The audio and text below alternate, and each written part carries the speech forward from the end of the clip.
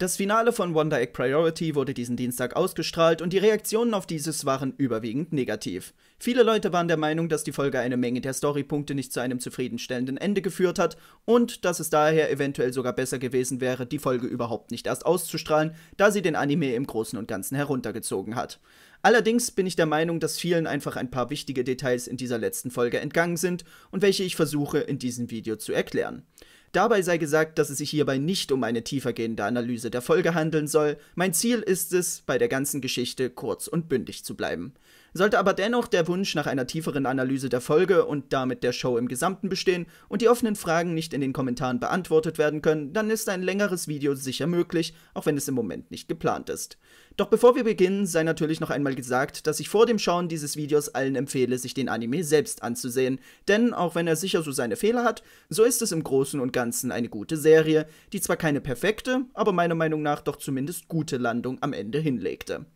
Okay, aber damit endlich genug der Vorrede, beginnen wir mit der Analyse der Folge. Doch bevor wir zum neuen Inhalt kommen, will ich zumindest noch ein kurzes Wort über die erste Hälfte der Folge verlieren.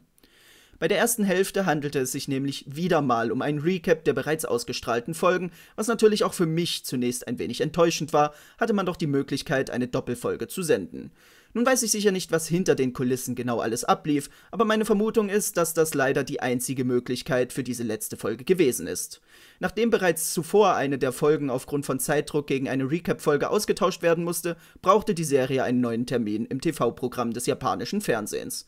Ich vermute einfach, dass es lediglich einen freien Termin gab, unter der Bedingung, dass das Team diesen mit einer Doppelfolge füllen würde, oder die Folge würde nie ausgestrahlt werden können. Gleichzeitig kann ich mir aber auch vorstellen, dass die vom Studio gegebene Zeit nicht für eine Doppelfolge gereicht hat und man sich deshalb für diese Mischung entschied. Ob das stimmt, lässt sich natürlich nicht mit Gewissheit sagen, auf der anderen Seite ist es aber auch kein riesiges Problem, denn man kann diese erste Hälfte ja auch einfach überspringen. Ich will dabei auch erwähnen, dass die Animationen nicht das Niveau der alten Folgen erreichen. Es gab hier und da ein paar interessante Ideen, aber im Großen und Ganzen nichts zu Erwähnenswertes, womit ich allerdings auch kein riesiges Problem habe, gerade wenn man bedenkt, welchen Crunch es da im Vornherein gab. Doch nun wollen wir uns endlich dem Inhalt der neuen Episode widmen. Dabei werde ich die verschiedenen Punkte der Geschichte einzeln behandeln und nicht nach Ordnung der Szenen gehen, da es sonst ein wenig unübersichtlich werden könnte. Der erste Punkt, über den ich reden will, ist natürlich die Auflösung zu Koitos Tod. Beim ersten Schauen war ich durchaus überrascht, welcher Weg hier gewählt wurde. Nachdem ich allerdings die alten Folgen noch einmal Revue habe passieren lassen, ergab es schon deutlich mehr Sinn. Zunächst einmal haben wir Koito öfter in der Nähe des Lehrers gesehen und bereits damals kam die Frage auf, ob sich der Lehrer an seine Schülerin heranmachte oder ob es das genaue Gegenteil war und Koito selbst die Nähe suchte. Und ich finde, gerade wenn man sich die wenigen Rückblicke, die wir von Ai und Koito bekommen haben, ansieht, dann kann man durchaus zu dem Schluss kommen, dass diese eigentlich nie wirklich eine tiefere Freundschaft, gerade von Seiten Koitos, implizierten. Beispielsweise gab es nicht eine Szene, in der die beiden einfach Spaß hatten und Dinge miteinander unternahmen. Selbst die Szene, bei der Koito Ai ihre Freundschaft anbot, wirkt im Nachhinein recht kalt, vergleicht man sie mit den Szenen, in denen Ais spätere Freunde vorkommen. Vor der finalen Folge war meine Vermutung dabei einfach, dass die beiden etwas ungeschickt darin sind, ihre Gefühle zu zeigen, gerade da sie Opfer von Mobbing waren. Doch es ist sicher auch nicht so schwer, sich vorzustellen, dass Koito die Freundschaft einfach nur deshalb suchte, weil sie eifersüchtig auf Ai war. Diese sollte nämlich das Motiv für das Bild des Lehrers und dessen Wettbewerb werden, und Koitos eigentliches Ziel könnte es gewesen sein, Ai davon abzubringen, das Modell zu stehen, denn sie wollte selbst das Modell werden. Was in dem Twist daher gesagt wurde, ist gar nicht so weit hergeholt, wenn man sich das unter diesem Aspekt ansieht. Doch selbst wenn wir annehmen, dass Koito eine echte Freundin von Ai war, so erklärt der Twist dennoch, warum diese nie über ihren geplanten Selbstmord mit Ai geredet hat. Eine Frage, die sich Ai seit Beginn der Serie immerhin immer wieder gestellt hatte. Am Ende des Tages handelte es sich nämlich einfach nur um einen Unfall, bei welchem man eventuell sogar interpretieren könnte, dass hier der symbolische Schubs von Frill zum Tod von Koito geführt hatte. Der zweite Punkt der Folge dreht sich um den Twist, dass es sich bei Neiru in Wirklichkeit um eine KI ähnlich wie Frill handelt. Auch dies erscheint zunächst einmal ein wenig willkürlich, doch wie auch bei Koitos Twist wechselt durch diesen einfach nur die Perspektive in früheren Folgen. Zunächst einmal ist es nun recht einfach zu verstehen, dass Neirus Schwester Airu sie umbringen wollte, denn sie war einfach nur ein Klon dieser.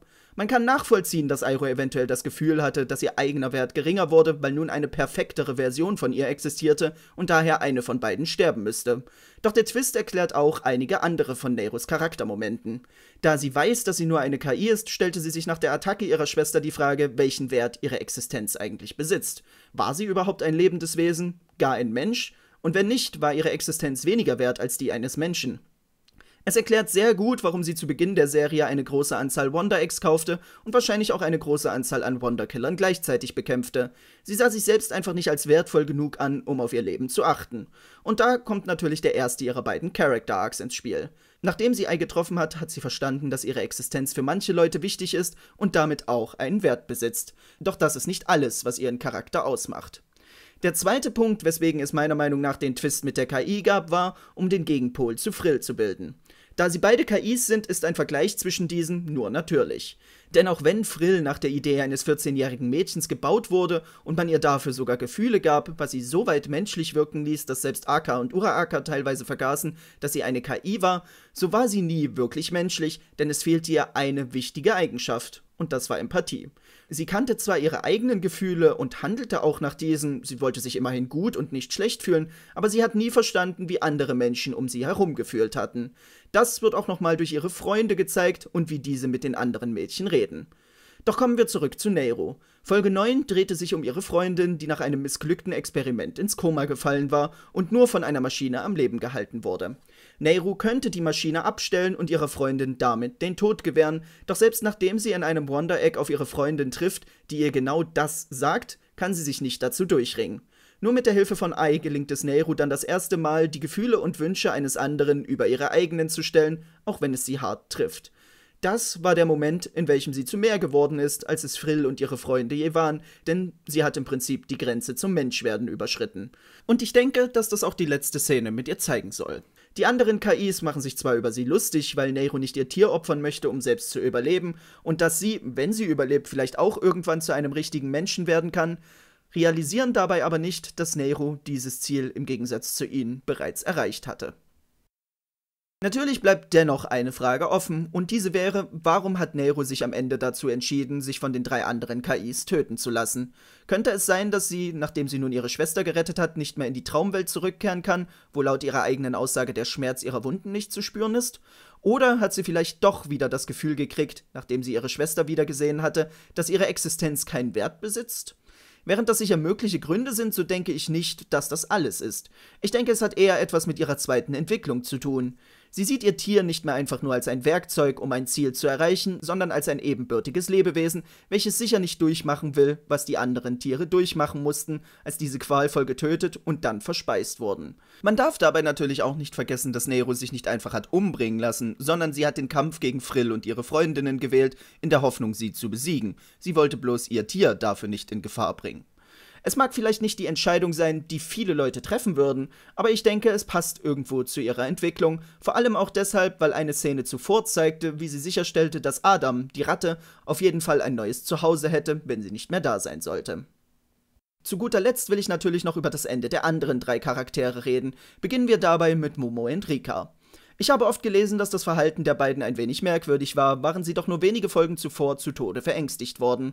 Allerdings hatte bereits Folge 12 gezeigt, dass sie diese erste Phase bereits überwunden hatten, auch wenn sie natürlich nicht vergessen konnten, was passierte.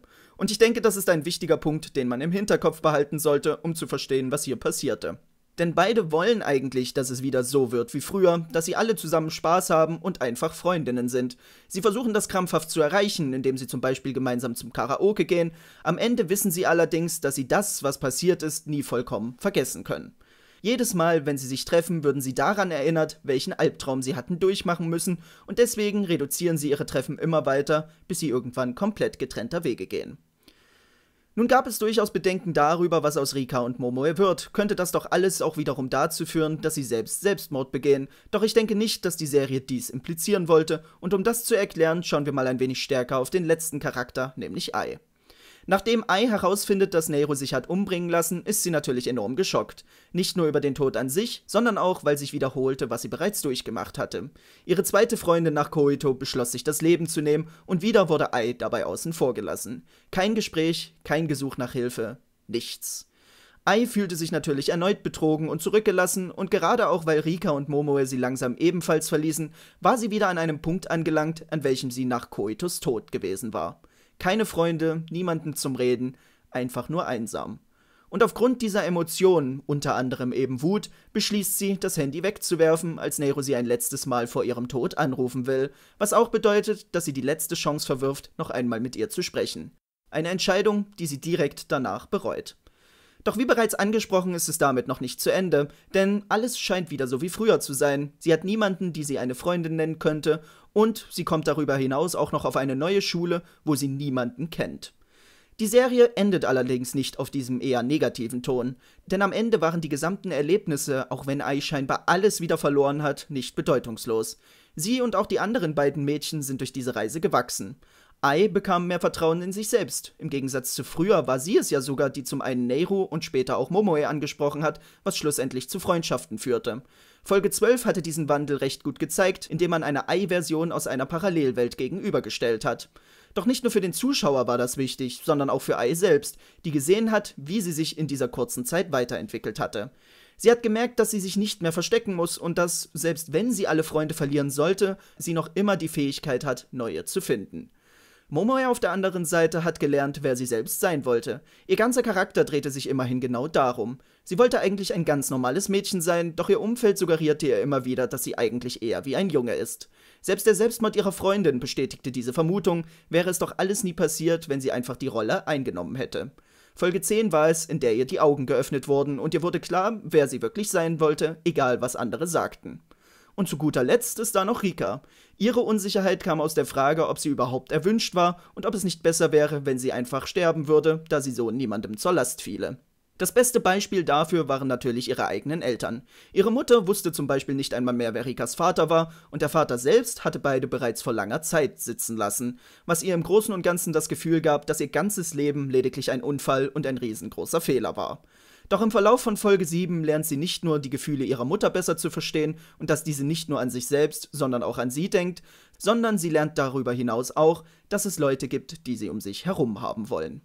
All diese Erlebnisse sind durch die letzten Ereignisse natürlich nicht einfach verschwunden, weswegen es unwahrscheinlich ist, dass die Charaktere wirklich in Gefahr sind, sich umzubringen. Und gezeigt wird dies noch einmal mit Ai selbst. Sie beschließt, das nächste Wonder Egg zu kaufen, dieses Mal mit dem Ziel, Neiru wieder zurückzuholen, welche mit großer Wahrscheinlichkeit die neue Statue in ihrer Welt ist. Zum Abschluss dieses Videos will ich noch sagen, dass das Ende sicher nicht perfekt war. Es gab noch immer Dinge, von denen ich gerne das Finale gesehen hätte, angefangen natürlich bei Aka und Uraraka. Machen diese beiden zum Beispiel noch eine Entwicklung durch? Ihr Ziel ist es offensichtlich nicht nur, Frill das Handwerk zu legen, sondern auch Himari zurückzuholen. Doch wollen sie das durch ein ähnliches Prinzip, wie das die 4 Mädchen getan haben, oder wollen sie einfach eine Himari aus einer Parallelwelt zu sich holen? Dann ist da natürlich noch die Frage, wie genau es mit Frill zu Ende geht. Klar kann ich mir vorstellen, dass Ai sie eines Tages besiegen wird, doch die Frage ist mehr, wie genau das aussehen würde und ob es weitere Entwicklungen erfordert oder einfach nur ein Kampf wie gegen einen Wonderkiller ist. Nichtsdestotrotz denke ich, dass das Ende des Anime ein wenig zu harsch bewertet wurde. Die Geschichten aller 4 Hauptcharaktere wurden zu einem zufriedenstellenden Ende geführt und waren auch ein Ende, das durchaus nachvollziehbar war. Natürlich würde mich dennoch eure Meinung zur letzten Folge und natürlich auch den Anime im Gesamten interessieren. Ebenso eure Meinung zu diesem Video. Denn im Gegensatz zu anderen Videos gab es hier keine große Planungsphase, da ich es möglichst zeitnah zur Folge herausbringen wollte. Aber ich hoffe, dass meine Punkte dennoch herübergekommen sind. Und vielleicht sehen wir uns dann ja bereits nächste Woche wieder, wenn wir wieder einmal auf die vergangene Season schauen und sehen, was es da so alles gab, das sich zu schauen lohnte.